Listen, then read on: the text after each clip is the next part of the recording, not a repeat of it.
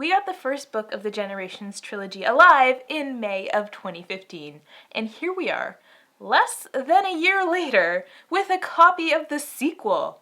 This is very impressive, Mr. Sigler. Very impressive. If you're a sci-fi fan and you didn't pick up Alive, then you missed out. If you're a dystopia fan and you didn't pick up Alive, you missed out.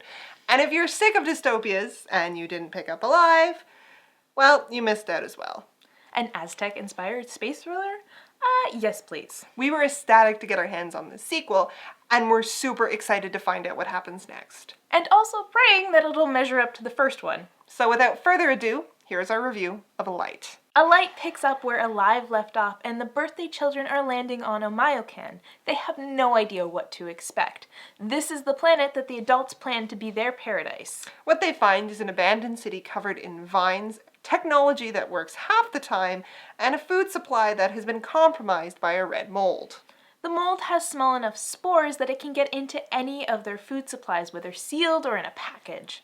If they don't find a way to neutralize it anytime soon, they're absolutely screwed. They won't make it through the next week, let alone the next harvest. Even more troublesome is the fact that they have to deal with the spiders, which are these large creatures that move wicked fast, and they're insistent on hunting down the birthday children. Then there's the fact that the planet isn't actually uninhabited, and the locals are not too keen about the new immigrants. The birthday children nicknamed the locals the Springers because they look like frog kangaroos. The adults actually demolished the Springers city and built their own on top of it. So the Springers are none too pleased about that. Eventually we do get to know some of the Springer characters, including Barca, who is a prince of his people, and he might be able to convince his people to live peacefully with the birthday children. That is, if they don't kill each other first. I had a very hard time getting that song out of my head while I was reading this book. But on top of all the logistical problems that they face, they also face some divisions from within. Em was elected leader of the birthday children, and she's loyally followed by Bishop, the leader of the Circle Stars and head of colony security, and O'Malley, a half-circle-born politician. But there is one asshat who thinks that he could lead better. Aramovsky. You remember that creepy-ass double-circle priest wannabe who was always causing shit in the first one? You know, the one that you constantly wanted to punch in the face?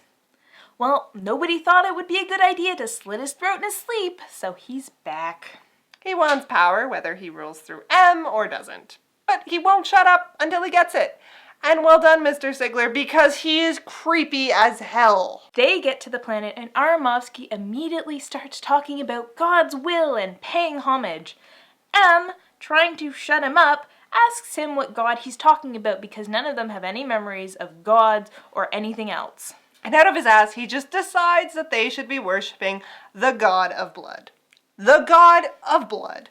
No prompting, no history, he just makes up the most violent sounding god he could possibly think of, and that, ladies and gentlemen, is how you know you're dealing with the psychopath who should not be in charge of a colony of impressionable children. It's a very tense situation, and well written.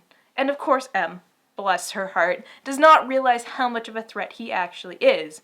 I mean, granted, she's dealing with the whole not starving, dangerous predators, angry native issues, but still. Sigler does an amazing job to weave together all of these problems to create a suspenseful space adventure story. You're never bored, and just when you think you've solved the problem, another one pops up to throw everyone for a loop.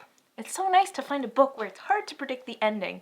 You're constantly trying to figure out what's going on along with the characters. Speaking of Em, she's still a great heroine. She's still working on what it means to be a leader and all the responsibilities that come with it, and I love her inner struggle because she never really answers the question and is constantly reevaluating her conclusions. She feels real, and you genuinely get the sense that she cares for her people. If she thought that somebody out there was going to be a better leader than her, she'd gladly step down. And then there's the other conflict, which you're uncharacteristically excited for. The love triangle. I don't know, I really like the romance angle in Alight because it doesn't feel forced and it doesn't get in the way of the plot.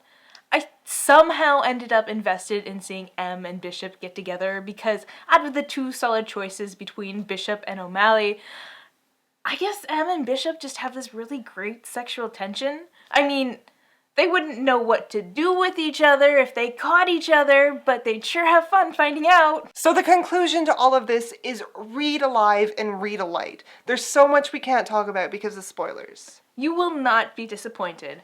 Em is a great character. It's different from what you're used to reading. I mean, not as different as Alive was, but different and good. And good news if you hate waiting, the last book in the trilogy is set to come out in October. Yeah, that's right.